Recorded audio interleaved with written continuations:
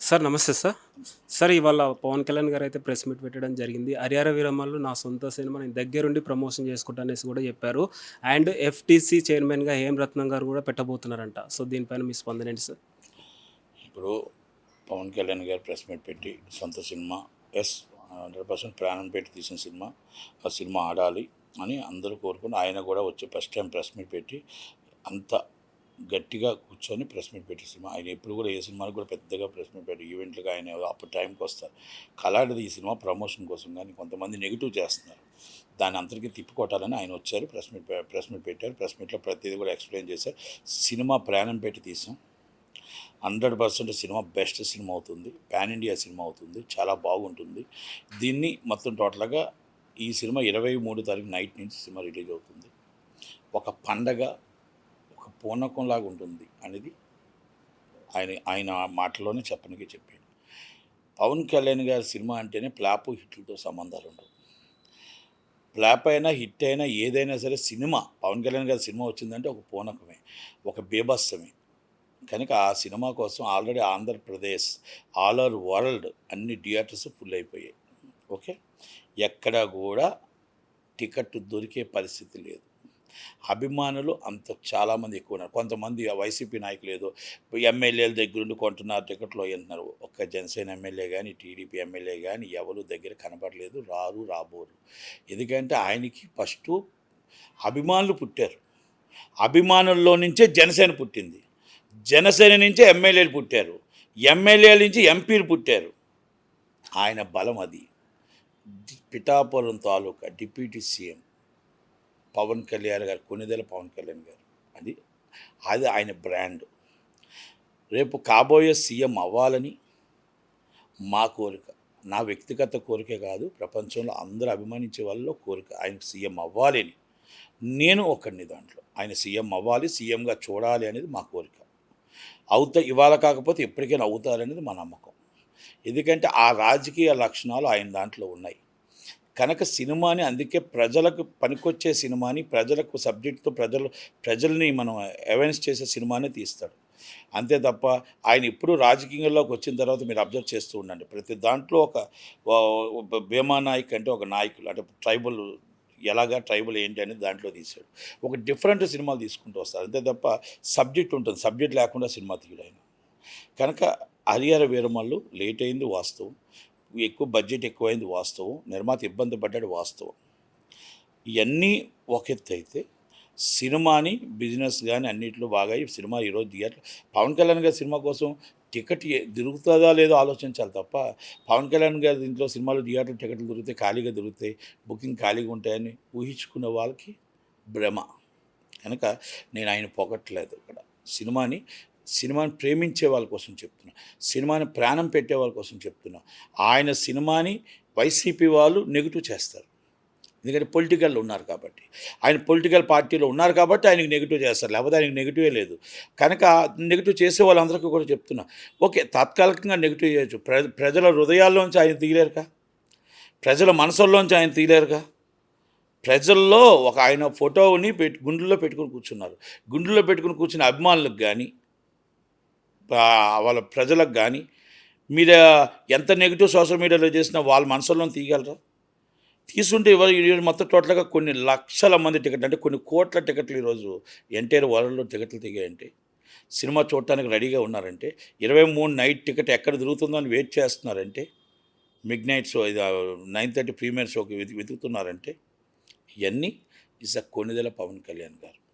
కనుక ఆయన ఈరోజు ఈ సినిమా కోసం వచ్చి ప్రెస్ మీట్ పెట్టి ఈవెంట్ ఉంది, నాకు సినిమా నేను ప్రమోషన్ చేసుకుంటానని చెప్తూ, భాగంలో నిర్మాత గొప్ప వ్యక్తి, ఇంతకుముందు గొప్ప సినిమాలు తీశాడు, చాలా మంచి సినిమాలు తీశాడు, గొప్ప వ్యక్తి. ఆ వ్యక్తిని నేను ఎఫ్టీసీ చైర్మన్గా సిఫార్సు చేశాను. ఎస్ రైట్, ఆయన చేయడంలో ఎక్కడ తప్పులేదు. ఎఫ్డీసీ చైర్మన్గా ఆయన సిఫార్సు చేయడంలో ఆయన మంచి వ్యక్తి కాబట్టి ఆయన వేయడంలో చేశారు. ఇక్కడ ఎవరు ఆయన ఎవరో తప్పు పట్టట్లేదు.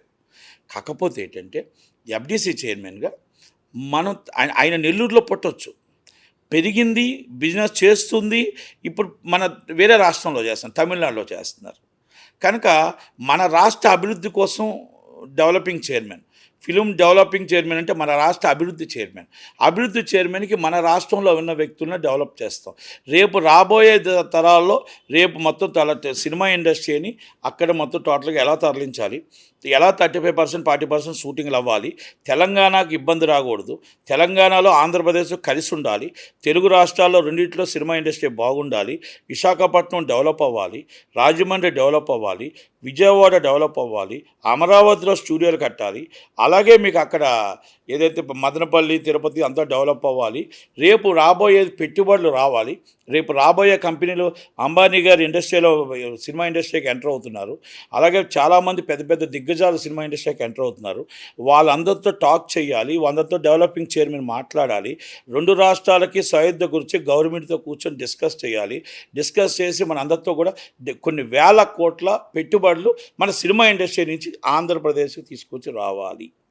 ఇవన్నీ ఎలా చేయాలి, ఎక్కడ చేయాలి నేను కూడా ఆశించాను. ఎఫ్డీసీ చైర్మన్ నేను ఆశించాను. ఓకే, ఆ తర్వాత రాదు అని అన్నారు. తర్వాత నేను కూడా దాని మీద నేను తర్వాత అయిపోయింది. అంటే నేను విత్డ్రా చేసుకున్నా. ఎందుకంటే ఆశించడం తప్పలేదు. నాకు పదవి ఇస్తే నేను వర్క్ చేస్తాను.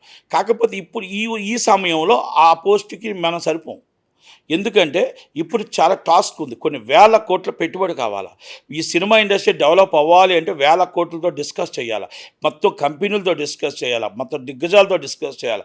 వాళ్ళందరినీ చంద్రబాబు నాయుడు గారు పవన్ కళ్యాణ్ గారు కూర్చోబెట్టాలి.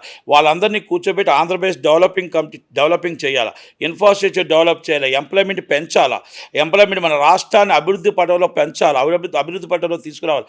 30 కిలోమీటర్ల కారిడార్ని డెవలప్ చేయాలి, అక్కడ స్టూడియోలు కట్టించాలి. అందుకే మొత్తం టోటల్గా 4 రాష్ట్రాలకి మనం అన్ని దగ్గర స్టూడియోలు ఇక్కడ షూటింగ్ చేసుకునే విధంగా విశాఖపట్నం ఉండాలి. అలాగే తిరుపతి మదనపల్లిలో స్టూడియోలు కట్టాలి, అక్కడ చెన్నై మొత్తం టోటల్గా బెంగళూరు దగ్గరలో ఉండాలి. ఇవన్నీ ఒక టాస్క్ ఉంది. ఆ టాస్క్లో నేను ఇంకొకరు సరిపోరు. నేను ఏం రత్నం గారి కోసం ఆయన సరిపోతారా లేదా అని అన్నట్లు సిఫార్సు చేయడం పవన్ కళ్యాణ్ గారు రైట్, ఇవ్వాలా వద్దు అనేది చంద్రబాబు నాయుడు గారు గవర్నమెంట్ డిసిషన్. కానీ ఇప్పుడున్న పరిస్థితుల్లో మనం బయట వ్యక్తికి చూస్తే రేపు పక్క పార్టీ వాళ్ళు ఏమంటారంటే ఆంధ్రప్రదేశ్లో మనం డెవలప్ చేసుకుంటే ఆంధ్రప్రదేశ్లో ఉన్న వ్యక్తికి వదిలేసి బయట వ్యక్తికి ఇస్తారా పోస్ట్ అంటారు.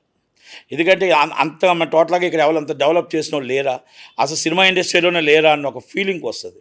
కనుక నేనేమంటున్నానంటే నా వ్యక్తిగత సిఫార్సు నేను కేఎల్ నారాయణ గారికి ఇస్తే బాగుంటుందేమో అనేది నాది. ఎందుకు నేను ఆ మాట అన్నాను అంటే ఇప్పుడు 2000 కోట్లు పెట్టి సినిమా తీస్తున్నారు రాజమౌళి గారి.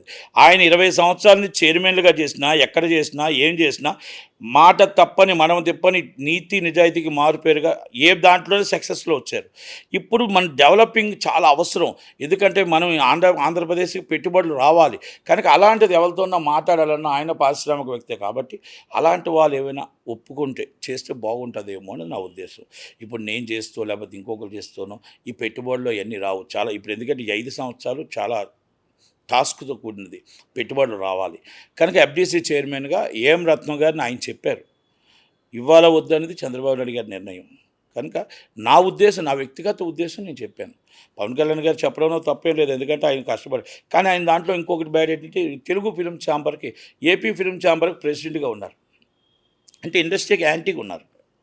ఇండస్ట్రీ అనేది రికగ్నైజ్డ్ బాడీ అని Telugu film chamber, recognised body అని Telugu film federation, recognised body అని తెలుగు ప్రొడ్యూసర్ కౌన్సిల్, యాంటీగా ఒక సంస్థ ఓపెన్ చేసి దానికి ప్రెసిడెంట్గా ఉన్నారు.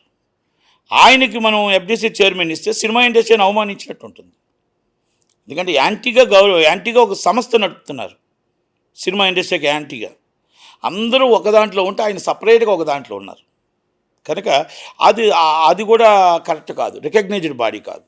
కనుక అది కూడా మళ్ళీ ఇంకోటి అంటే ఆయన ట్యాక్స్లు కానీ అన్నీ కూడా నిలురువాసి అవ్వచ్చు, కానీ ఆయన ట్యాక్స్లు కానీ అన్నీ కూడా నాకు తెలిసి అంతా చెన్నైలోనే జరుగుతుంది. ఆధార్ కార్డుతో సైతం అడ్రస్లు చెన్నైలోనే ఉన్నాయి. కనుక ఆంధ్రప్రదేశ్కి ఇవ్వాలి అంటే ఆలోచించి ఎఫ్డీసీ చైర్మన్ ఇవ్వాలి. అది పవన్ కళ్యాణ్ గారు కూడా ఒకసారి ఆలోచిస్తే బాగుంటుంది. ఏదైనా సరే ఆలోచించి నిర్ణయం తీసుకుంటే మీ నిర్ణయానికి మేము చెరస వహిస్తాం, మీ నిర్ణయానికి మేము కట్టుబడి ఉంటాం. Thank you very much.